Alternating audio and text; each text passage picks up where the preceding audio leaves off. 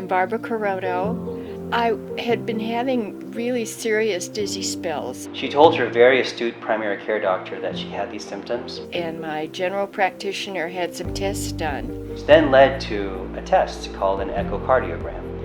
and that showed that there was a problem. That echocardiogram showed that she truly had severe aortic stenosis. We did a workup which included several simple cardiac tests, and she had been ready at that time for TAVR.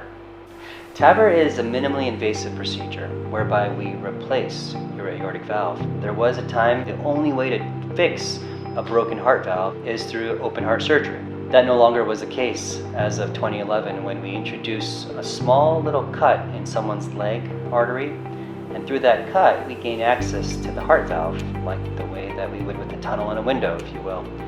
And we can insert and implant a brand new valve within about an hour or so and get the patient home in a day or so. And it went very, very well. It was the easiest thing in the world. And I remember in years past hearing about open heart surgery. Well, now they don't have to do that, but you get the same result.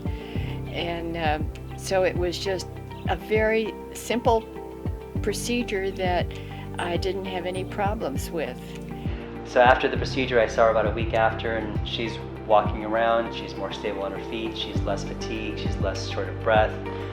The valve has been corrected, so the hemodynamics, or the blood flow, not just from the heart, but throughout her entire body, has improved tremendously, and she can feel a difference. I have no more dizzy spells. I'm not as tired as I was.